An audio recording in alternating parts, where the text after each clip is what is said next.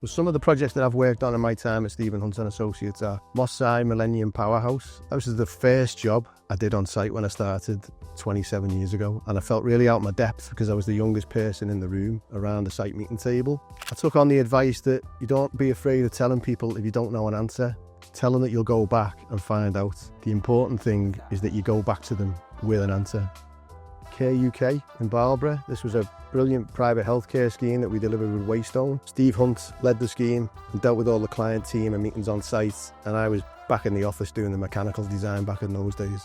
But the biggest lesson I learned on that scheme was how you upscale design techniques, that it's the same process whether the building's a small design or a complex one. There's just way more calculations and sizing to do the bigger the building gets. The new learner centre for Liverpool Community College, this felt like a big step up because it was a big job with a large tier 1 contractor and some complex stuff in the building. First time I'd ever done any CHP, any chill beams or any VAV boxes. And I worked with some really good people on that project who I'm proud to say that even to this day I still have close friendships with.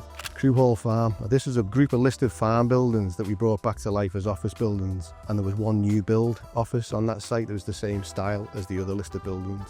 It was memorable because these buildings went from being derelict barns to new office spaces, and you don't have many schemes where your client is actually the reigning monarch. So the electricity meter shipper told me that they needed to see the client's bank details to do a credit check on them. I called our client, the Duchy of Lancaster, to tell them what I'd been told, and they said to me, well, it's the Queen.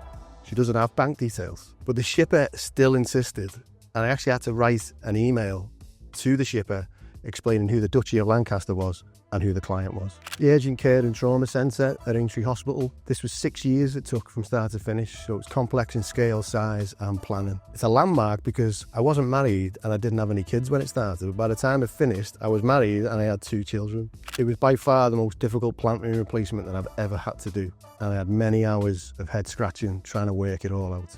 And I learned so many lessons on hot water circulation, cold water temperatures, isolation bedroom pressures, and it's one definitely to be proud of because of the significant role that that building plays in our city region. And it's a great example of the strength of forming long-term working relationships with clients and consultant partners and contractors. Another one that stands out is the Hive Wirral U-Zone. So this was a project that started to change my perception on what the buildings we create actually mean for the people and the community who use it. The design team on this project seemed like they'd all known each other for years and really got along, which was great to see. And the youth zones are a brilliant initiative that really deliver for young people, and it went even further up in my estimation when I saw what they were doing for their members in the midst of the cost of living crisis. Paddington Village Novotel Hotel in Liverpool.